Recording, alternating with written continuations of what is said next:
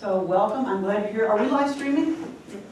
I'm trying to, but That's you're so a cool. little far away. I'm a little far away, that's okay. Just stay kind of there. Just stay kind of hereish? I'm hereish. Okay. I'm hereish. All right, so today we're going to continue our series on gratitude, and you know, it's so funny. It would be so much easier if I was just, giving a history lecture, because then what I would do is I would look up all the facts and I would write them down, and I would just say, these are the facts, and I would not wrestle with it as much as I do. When I try to prepare my talks, I feel like I spend the week wrestling with the truth that I want to bring to you, and I kind of have to wait until it percolates up. That's how I feel. I just have to wait until I know what it is I want to say. And as I was thinking about gratitude today, I know we've been talking about gratitude techniques. We've been talking about living life fully and gratefully. And we've been talking about how we are grateful, as Chris said, not just for each thing, but for every moment. But I thought, as I was getting ready for today, I thought there is something missing. There is something that I'm not saying that needs to be said. And so as I was thinking about it, I thought, I need to take a step back. And that's one reason I named the talk Radical Gratitude. There are two meanings to the word radical. I'm now telling you everything I know about higher mathematics. One is that it is transformational, that it is a profound, over-the-top change, right? That's radical. That person is radical. They're doing something that's amazing and different and new, and I don't even know if I can do it. The other root of radical is root, something that flows from, something that is foundational.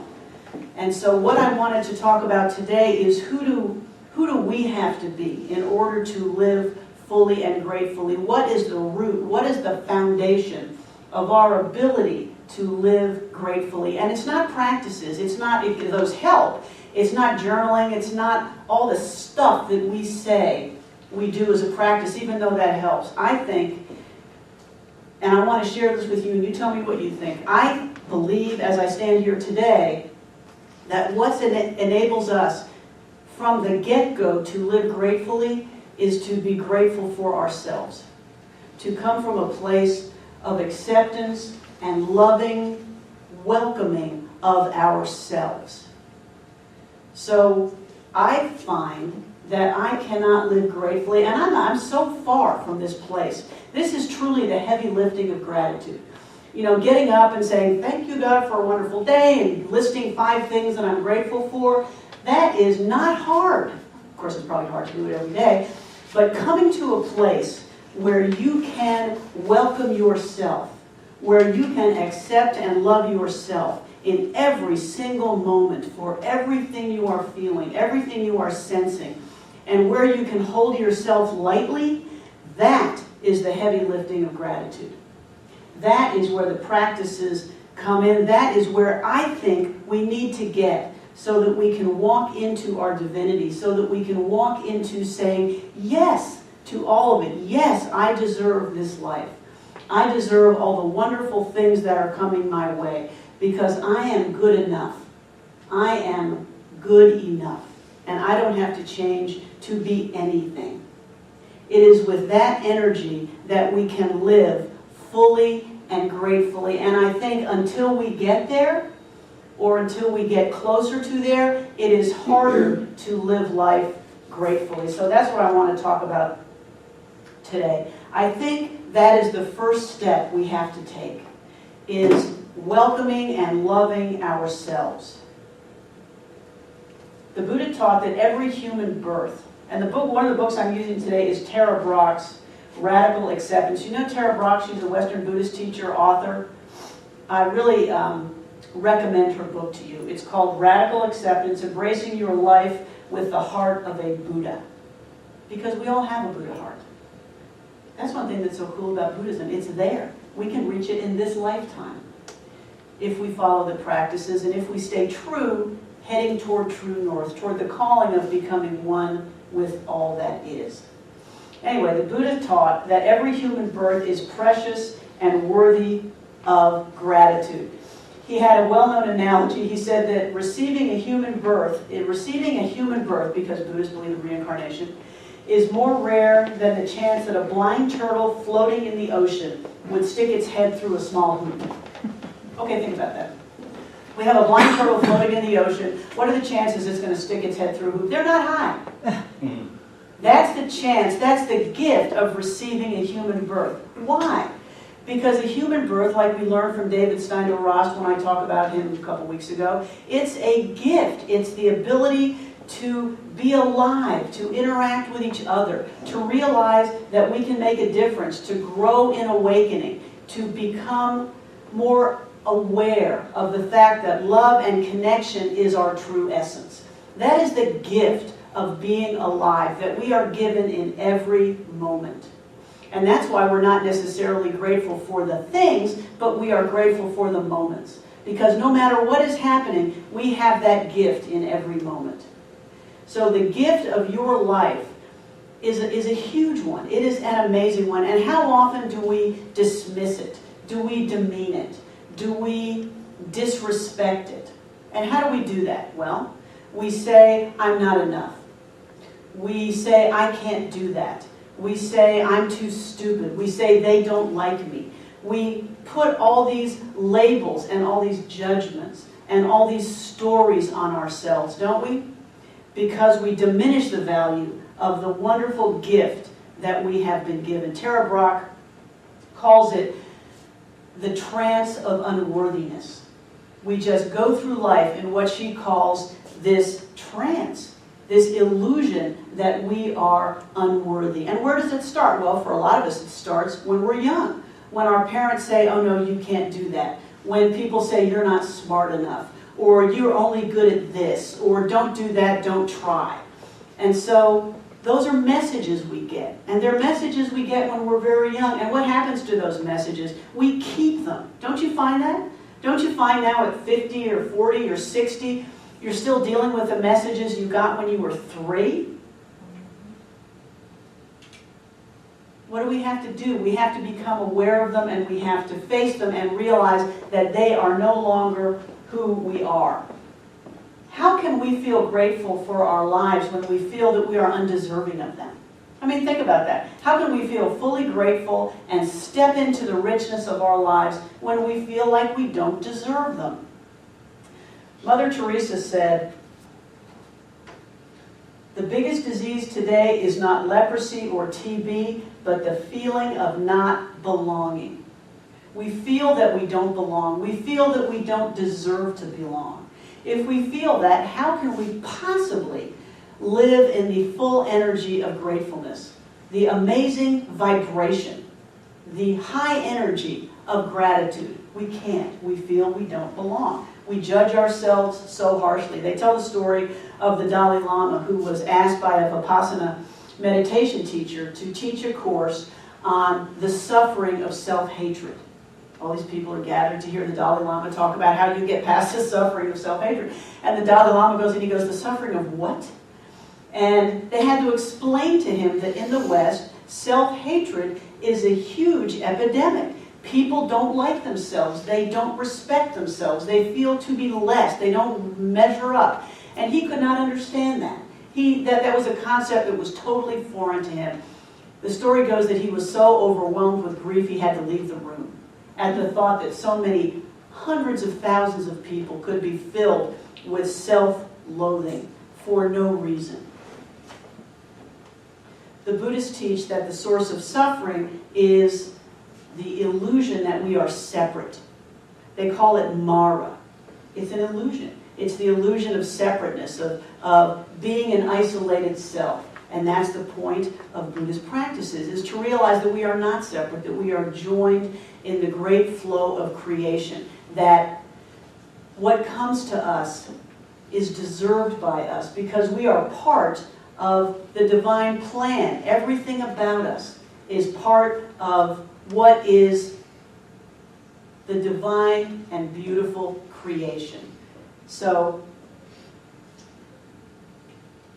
the way out, one of the things Tara Brach talks about, is the way out of this feeling of unworthiness, this trance of unworthiness, is what she calls the wings of radical acceptance. And this is what I want us to consider today. The wings of radical acceptance, on one hand, is being aware and accepting what it is you're thinking and sensing and feeling in every moment with clarity. And the other hand is compassion, feeling compassion for yourself. She calls it unconditional friendliness. And what she urges us to do is hold ourselves with the same compassion and kindness that we would hold a total stranger. I don't know about you, but when I was young and my kids were growing up, I used to wish that they would treat me with the same courtesy they would treat total strangers. Did you ever wish that for your kids? It's like, please, just for God's sake, pretend you don't know me.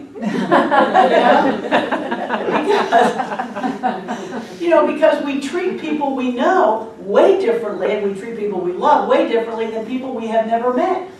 She urges us to just look and hold ourselves with the same lack of judgment, the same kindness, the same compassion that we would hold complete and total strangers. Unconditional acceptance and friendliness. Those are the two wings of what she calls radical acceptance. There are so many ways that we continue to bind ourselves in what she calls the trance of unworthiness. What are some of them? What are some of the ways we reinforce for ourselves that we are not worthy of living this gift we have been given? One is we stay busy, right? We don't think about what's going on. We stay incredibly busy. Two is we make up stories about ourselves. Like I said, I can't do this. I'm stupid. I don't have time. I don't have money. That's not something I can do right now. We make up stories. We take no risks. When something comes up that we think we might want to do, that we think might expand our horizon, we just say, no, I can't do that. I'm too busy. We do so many things to diminish ourselves, to reinforce the foundational story we are telling ourselves that we can't do it, that we are not enough, that we don't deserve the abundance which should be coming our way. So the practices that she teaches are clear acceptance and compassion. The acceptance is really what the Buddhists call mindfulness, and it's awareness. Now, it's not resignation. It's not, for example, if you have a really bad temper. It's not, oh, I always fly off the handle, so that's okay because I'm accepting myself. It's not. It's, for example, if we're taking that example, you fly off the handle, it's when you start to do that, you pause. She calls it the sacred pause. And you reflect on what it is you're feeling. What is the sensation in your body? What is going on in your mind, in your emotions? I'm about to fly off the handle. I feel a tightness in my chest. My stomach is constricted. My face is flushing. And you don't judge it. You just see it clearly. And you sit with it. With compassion, with unconditional friendliness, and with love toward yourself. You don't run from it. You don't judge it. You don't ignore it. You just say, this is how I'm feeling. This is what's going on. And the more you sit with it, the more you name it, it will dissipate. Because it becomes known to you. You're not scared of it. You're not running from it. She tells a story of a guy, his name was Jack, and he was in his late 70s, and he was experiencing early Alzheimer's. He was still functional. He could still lecture and do whatever it is he did. So he was going to go and give a talk on Buddhist meditation practices to a group of people. And he got there, and he was very excited about talking, and he knew what he was going to say. Then he got up there, and he looked out at the crowd, and everything was gone.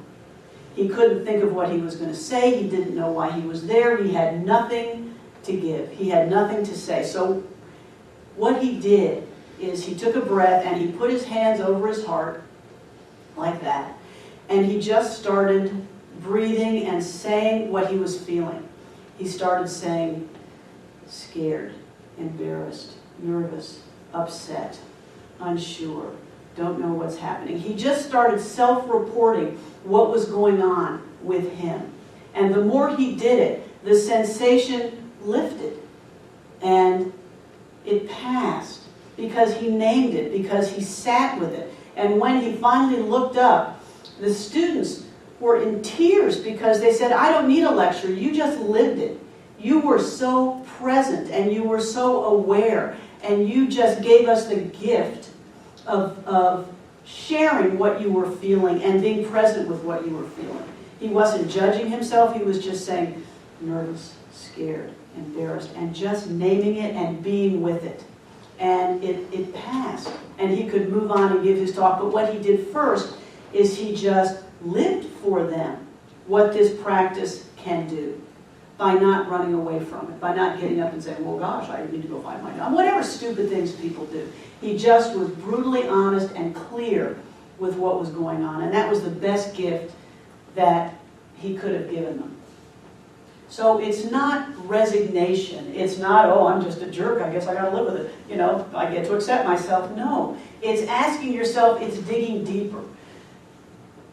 When those impulses come up, when you're going to snap at your kids, when you're going to get mad in traffic, when you're going to do whatever the zillions of things we do every day that we regret doing, you just take what she calls the sacred pause, and you breathe, and you ask yourself with love and no judgment, what is going on now? What do I feel? What do I fear? What is coming up for me? And you sit with it. There's a story she tells, and actually she's not the first to tell this, but when the Buddha sat under the Bodhi tree, he was tempted by Mara. Mara being illusion. Illusion of fear, illusion of ignorance, illusion of separation. And Mara sent him all these temptations, and he ignored all of them, and he sat through all of them, and finally he reached enlightenment, and he became the Buddha. However, his good friend Ananda wrote that in the years following, because the 45 years the Buddha went and taught, Mara would reappear. And Mara would attempt again and again to tempt the Buddha.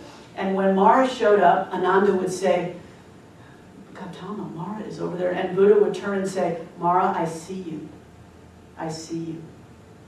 And what was he saying? Is I see the illusion. I see the fear. I know you are illusion. And I don't give into it. And so what he would do is he would prepare tea, and he would invite Mara to sit down, and he would serve Mara tea, and they would sit. And then Mara would go. So what do we do? When that comes up, we can do the same. Fear comes up, judgment comes up, self-defeat comes up, self-shame comes up. I see you, Mara. Serve Mara some tea. Don't let him spend the night, and let him go. Because it's illusion. Because we know who we are. We know that we are part of the divine creation. We know that to be true when we sit with ourselves and we connect and we breathe. It's all illusion. So I see you, Mara, and that's all you need to do. And then Mara leaves, and you can go on with the truth of who you are. This does not mean that we don't try to change traits that we have, that we want to change, that we want to improve. Psychologist Carl Rogers teaches, he writes, the curious paradox is that when I accept myself just as I am, then I can change. Think about that. How many times have you heard me say, or have you heard someone else say, you are beautiful and wonderful and perfect just as you are? I would suggest lots. How many times do you know that to be true? You can sit in here and feel it, but do you still feel it in 5 hours? Do you still feel it in 25 hours? Probably not. I don't always feel it. I sit there and I think, well, that would sure be nice. But what practice is going to get me there? What practice is going to make me know that that is indeed true? If I have faults that I feel that I should change, if I snap at my kids, if I yell at drivers, if I do things that do not reflect the best of who I am not going to be able to change them unless I know what they are, unless I face them and I see that with love they are part of me. I cannot change unless I fully accept what I am, because I'm going to be spending so much energy running from it. Isn't that true? I'm going to be spending all my time ignoring it and not accepting it and saying, no, that's not me. I'm not going to change until I realize it is me. Until I say, yes, that is part of me, and I stop judging it. And I can look at it clearly, and I can begin to take steps to improve it, to be something different. Radical acceptance, that conscious understanding that your life is what it is, and that you accept and welcome all of it,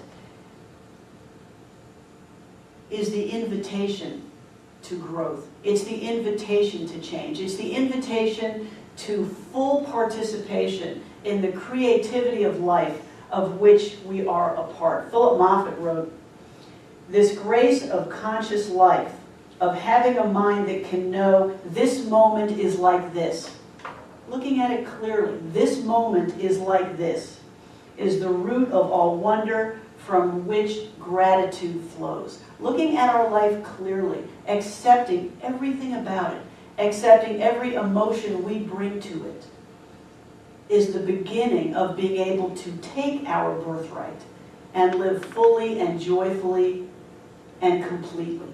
Because we're no longer running away from ourselves. We're no longer thinking we should be different. We shouldn't be different. We should be exactly as we are. And then we can use that knowledge to begin to awaken to a more whole self, to the wholeness that is our birthright. So what I want to do is I want to close with a poem that I like from Rumi, which is in her book. I love these. I just get those books. They've got like thousands of stickies. I apologize for that. This is a poem from Rumi. It's his poem, The Guest House. And it's really a good energy of how we should accept, how our lives are enhanced when we accept whatever is coming our way, whatever feelings we bring to it. And he writes, "This being human is a guest house, every morning a new arrival. A joy, a depression, a meanness, some momentary awareness comes as an unexpected visitor. Welcome and entertain them all. The dark thought, the shame, the malice, meet them at the door laughing and invite them in. Be grateful for whoever comes, because each has been sent as a guide from beyond." So this week, let's just try that. Let's engage in the pause. Let's engage in being more aware of what we are feeling, what we are sensing, where it is in our bodies, what is going on, and then accepting that with unconditional friendliness, with compassion, and with love. And let's just see where that takes us. Thank you.